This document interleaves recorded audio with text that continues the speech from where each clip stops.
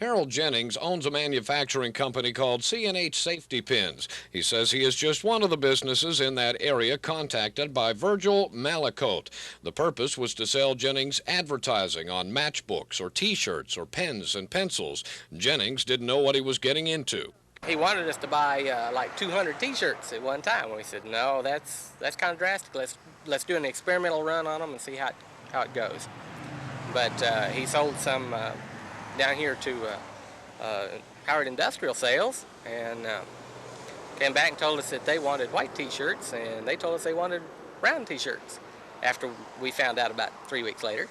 First of all, the T-shirts Malicoat promised did not arrive on time and never arrived. But that wasn't the worst of it. Jennings alleges that Malicoat was using his company's name to sell his products to other companies. Well, people started calling us and wanting to know where pins and stuff like that were they ordered. And we said, well, isn't he your salesman? We said, well, no, for screen printing on the T-shirts, that's it.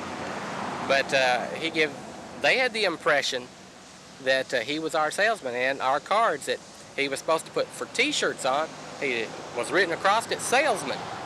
Some of them had T-shirts, but most of them said salesman. That was it. Jennings called the police and at least got his business cards back. But now he's collected a list of other businesses that reported the same treatment by Virgil Malicoat. One of them is Godby Siding of Del City. Garvin Godby says Malicoat wanted to sell aluminum siding for him. Well, he didn't really do anything to me, but he was just using my name and the company and telling everybody else, that he worked for me. And he was trying to get money from them. Oklahoma City police say they did pick up Malicoat for obtaining money under false pretenses, but the district attorney's office could not find a criminal violation, only a civil violation, so they had to let him go.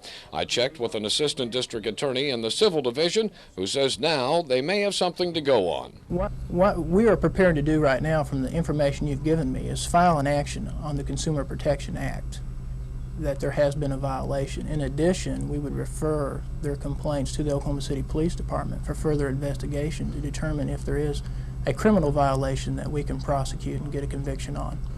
Since February, Malicoat lived here and operated out of this motel. He even sold matchbook advertising to the owners of the motel and never produced the matches. Well, even if it is possible for a group of businessmen to file some sort of criminal charges against Malicoat, the day he was arrested, he checked out of here. Since he was released from jail, nobody has seen him since. However, Malicoat left behind some belongings, including a great deal of literature from a great number of companies. There was a pad of contracts from Lifetime Builders in Tulsa. They say they never heard of Malicoat. An order book showed his business name as Sooner Roofing Company. They say they did take an order of T-shirts from Malicoat, which he never delivered, but they say he never worked for them. His business was also listed as Malicoat Enterprises. In fact, there was some mail addressed to Malicoat Enterprises at 409 Southeast 29th Street. That address sounded familiar. Well, that address belongs to C&H Safety Pin, not Malicoat Enterprises. Proof that Harold Jennings was correct. Malicoat was using Jennings' address under his own name.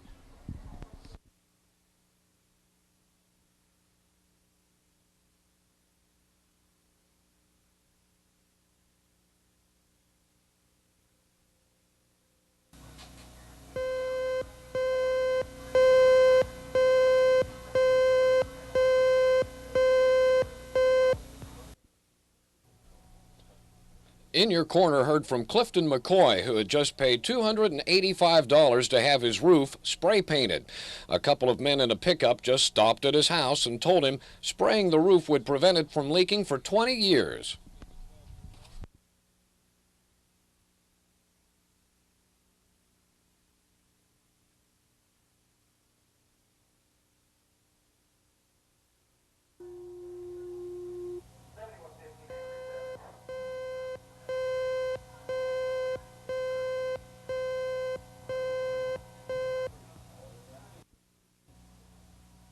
In Your Corner heard from Clifton McCoy, who had just paid $285 to have his roof spray painted.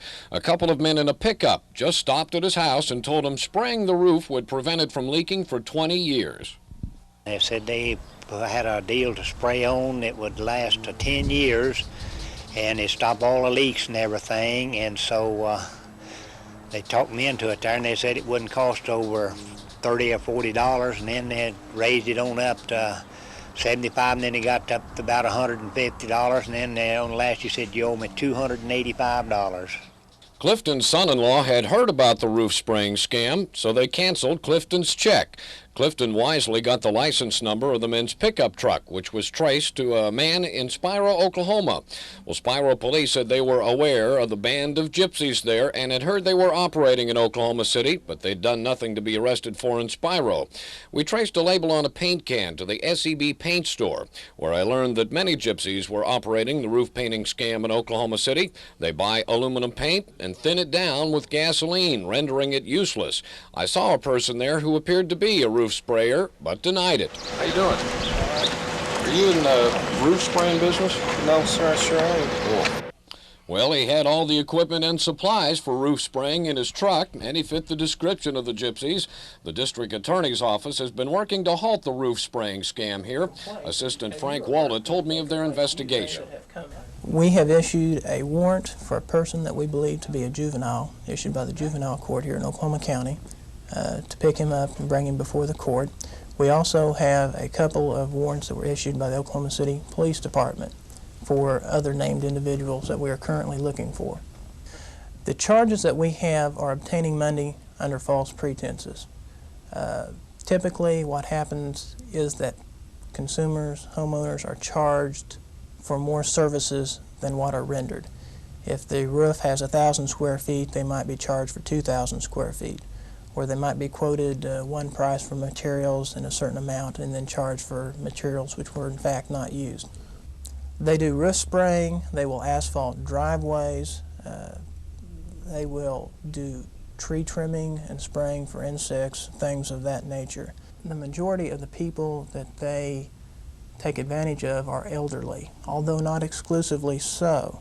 So if you have an elderly neighbor or someone that you know is having some yard work done in unmarked vehicles with where you suspect that there may be something wrong, if they would take pictures of the individuals, if they can, without creating a chance of harm for themselves or of the vehicles, so that we could have some type of identification, that would help the police department in trying to issue warrants against these individuals.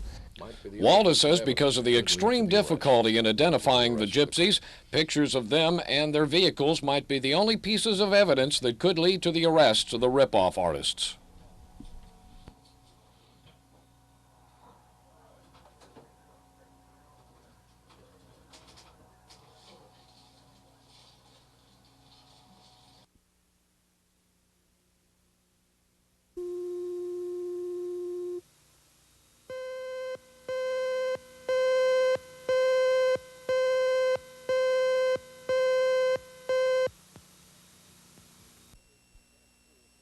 Every time Beth Poole turns on her television, it reminds her of a problem hanging over her head for 2 years now. She purchased the television on time payments from a Goodyear store in Del City in 1978. But in 1980, she and her husband decided to pay off the balance, and that's where the problem began. When I paid my TV off in May of 1980, I was given back $15.75 in cash because of interest for paying the bill off early. Okay. And, you know, that was cash given back to me, and they've continued to bill me. Well, somehow, Beth's records mistakenly showed that she owed Goodyear $15.75 instead of Goodyear owing it to her. When Beth continued to receive bills for that amount, she went back to the store to get the record straight. Well, June of 1980, we received our first bill saying, you know, you still owe $15.75. And about every 2 to 3 months, I'd go over to the store with my monthly statement and say to them, you know, show them, and they would pull out these little credit cards. There are these cards and things, and find it, and on their computer it would still show it, and I explained to them why it shows this and what happened, and they said, okay, this $15.75 has a minus after it and it should be a plus, and we can see it, we'll correct it. I was told that 6 times. I know I went over to the Del City store, and finally my husband said, you know, quit going over there, and we just started filing them in the trash, you know, and every time they'd come we just threw them away, and and let it go at that. And as about 4 months ago, we quit receiving them. 4 to 6 months ago, quit receiving monthly statements, and I thought they finally got it cleared up. Yeah. And you know, yesterday I get this letter from the collection agency about it. And In the meantime, the Del City store changed management, so Beth thinks her bill was then handled by Goodyear's main office in Akron, Ohio, and must have continued to show her owing $15.75. When she received the notice from the collection agency, she called In Your Corner. Well, we contacted the manager of the Goodyear store in Midwest City, who checked into the matter and found that a bookkeeper at the old Del City store had made an error. So after 2 years of fighting this battle, Beth says she's told that a letter from Goodyear is on the way now to show that she does not owe $15.75.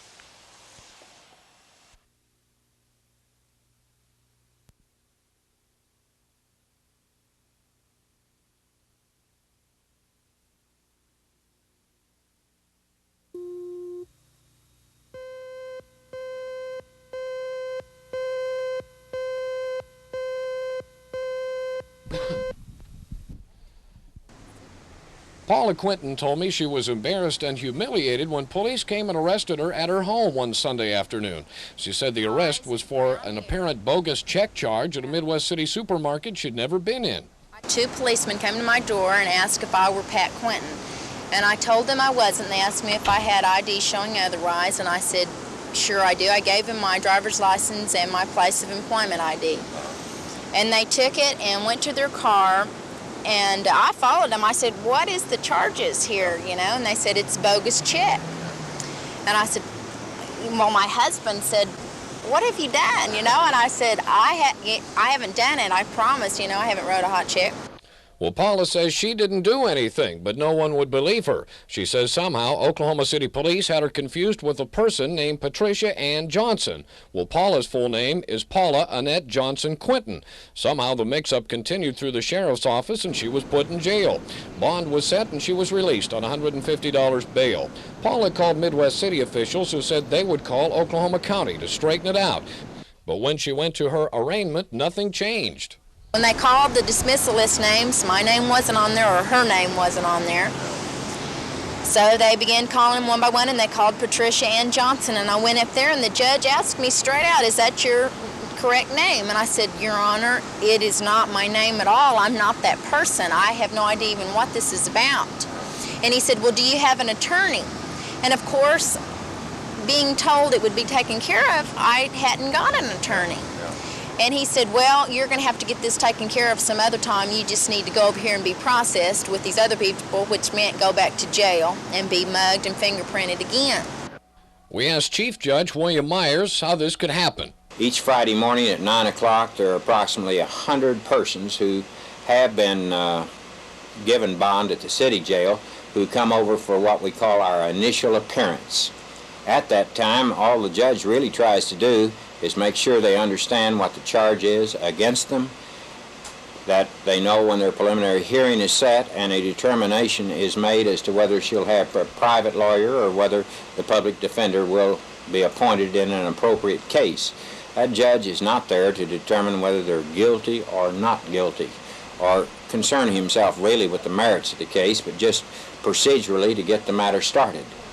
Paula finally got dismissed after her preliminary hearing. I asked Judge Myers how she could now get the mistaken arrest off the records. What she should do, I think, would go to the district attorney's office, and if they were convinced that she was the wrong person, then they could talk as, in fact, they represent the sheriff's office. The district attorney is his lawyer, and perhaps assist in securing the removal of the records. So that way Paula could get the records cleared in Oklahoma County as well as at the Oklahoma State Bureau of Investigation, which would also get a copy of the records. Now, In Your Corner's trying to find out how the mistake occurred. Sheriff J.D. Sharp said he would check his office to see if it was responsible for getting Paula's name on a warrant. We checked with Midwest City Police. They say Oklahoma City Police should not have picked Paula up by mistake. They said the warrant they sent Oklahoma City Police had a picture of the actual suspect.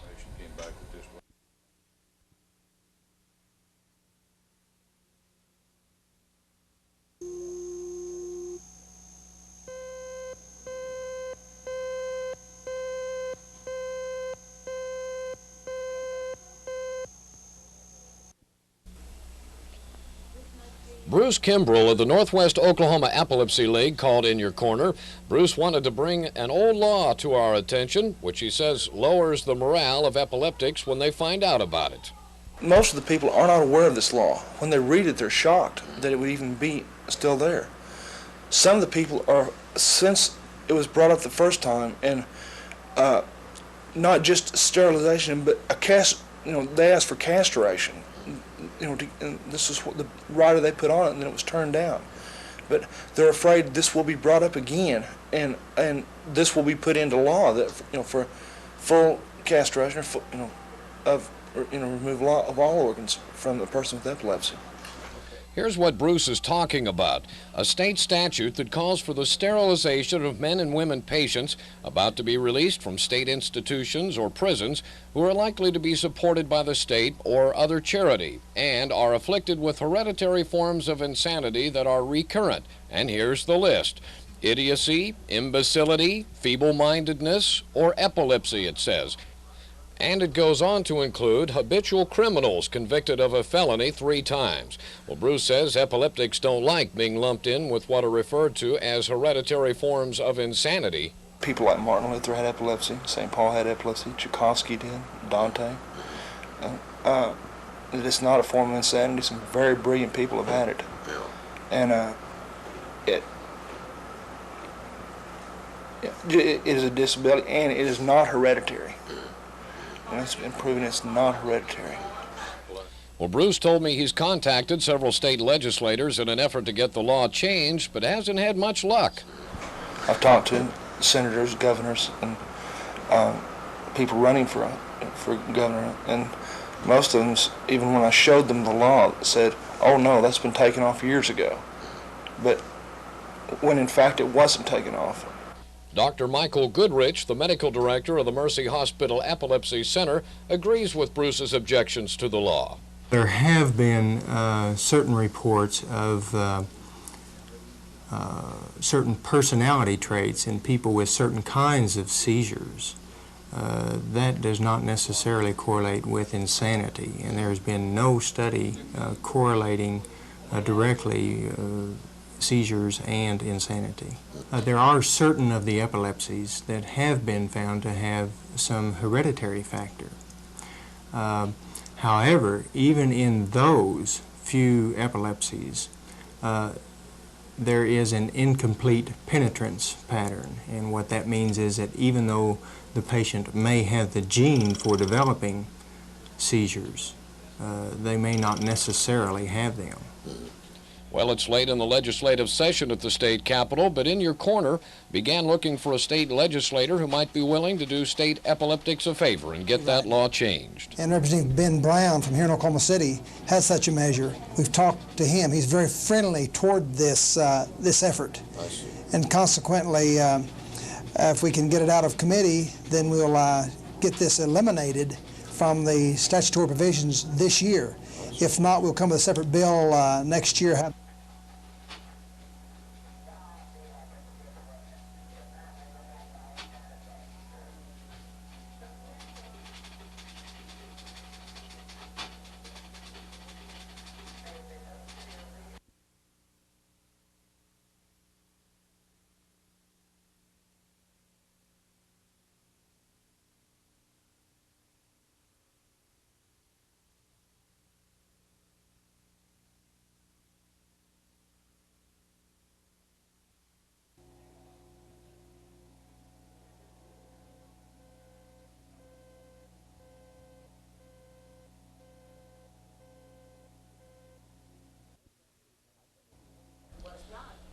I visited Ray Farley's home just after he got out of the hospital. Ray had just had back surgery and had been laid up for several weeks. Now his finances have been running low. In fact, he showed me his food supply, 6 cans of food until his next welfare check next month. Between welfare and Social Security, he gets $370 a month. But rent, food, and utilities have to be paid from that, plus some of his medicine that is not covered by Medicare. And Ray, who is only 48 years old, has had his share of health problems. I started when I was in Fort Smith, Arkansas, in the state regionals and the Golden Gloves. I made it there. And I remember getting hit back there and something popped in my back, and ever since then I've had back problems. I had started going to the doctors and having x-rays after x-rays and after x-rays, and finally they told me that the x-ray showed that I had to have there was 5 vertebrae completely gone out of my back. Well, back problems were not the only problems. Ray's had 5 stomach operations for ulcers, and now he has a bad heart and has to take glycerin tablets. All that on top of worrying about his water bill. When I put up my deposit and went down there, I put it up. I paid the people that lived here before owed a big water bill. Well, they said I had to pay that before I could have my water turned on. Well, it took the money out of my own pocket that I was going to put up to pay that. All right, then I had to go borrow the money from some friend of mine to put it up for myself. Then within a period of 5 to 6 months, I had never received the bill until the time that I called you and told you that it had been cut off. I see. Now, why did they want you to pay somebody else's bill? Because they said that I'm living there now. That's what they told me. Ray had called Neighbor for Neighbor, a publicly funded help agency. They said they could pay part of the bill, but in the meantime, while still in the hospital, Ray heard that the gas company was going to shut off his gas. Ray was unable to do anything about it in his condition. Well, In Your Corner contacted Neighbor for Neighbor again and explained Ray's unfortunate circumstances in detail.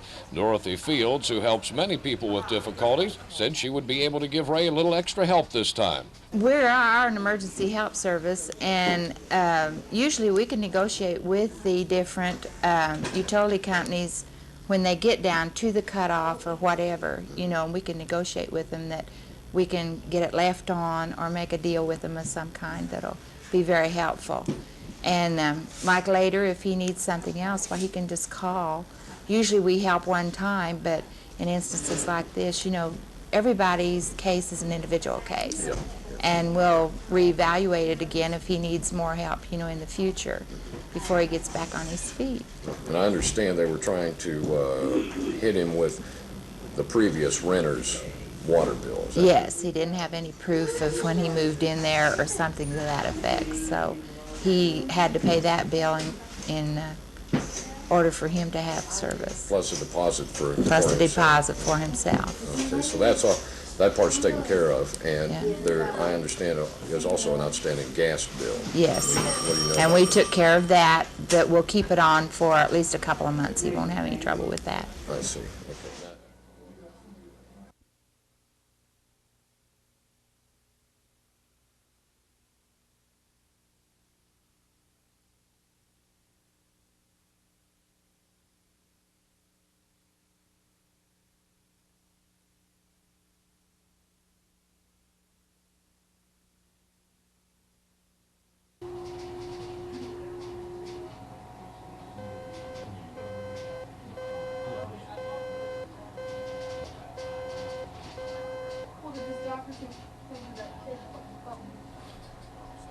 Dr. Waden Emery is the brother-in-law of one of the students killed in the accident here.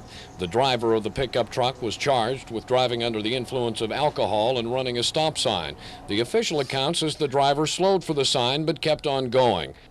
Dr. Emery, who was called to help the victims that night, wonders how the driver even saw the stop sign before it was too late. I was so horrified by the scene that night that the next day I decided to come back and just drive down the path to try to figure out what exactly had happened. And I came down this street, 18th, and took the route of the pickup truck and was appalled that it was impossible to see the stop sign until you were right upon it. And at that time I knew what apparently must have happened. Dr. Emery says overhanging trees and weeds obstruct view of the stop sign, especially at nighttime when the accident occurred. Furthermore, he says there is no sign on 18th to warn a driver that a stop sign is ahead and that a major road is ahead. No white marking line there showing a driver where to stop before moving out onto the busy Council Road. Emery said he couldn't even find a speed limit sign on that entire section of 18th. Well, I drove up to the intersection and found that the trees do hide the stop sign, plus the fact the road slants upward, putting the stop sign at a higher level behind the trees. It would be even harder to see in a pickup truck which sits higher than a car. And with the sign at a higher level, he wonders if headlights would reflect off it. I feel that myself, 100% sober, driving down here at night, not familiar with the street, I could have just as easily been surprised and had the wreck. And I feel like alcohol may well have not played any part in this accident, but it's difficult to assess, but I feel assured that it could have easily happened to me. Well, In Your Corner notified the City Department of Transportation. Officials said it normally takes 2 weeks to check out such a problem and correct it, but officials said they thought a city truck was in that area and would check the intersection for obstructed view and correct it hopefully by tonight.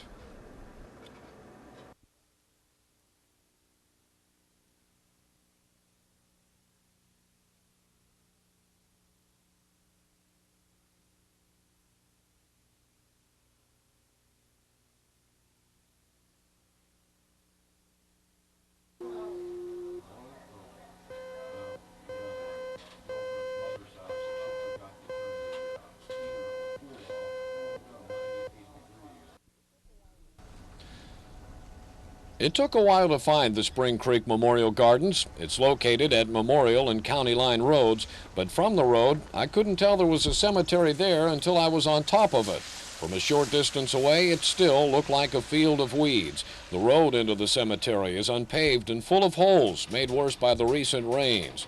Jesse Mays of Stroud and Bill Willems of Oklahoma City met me there.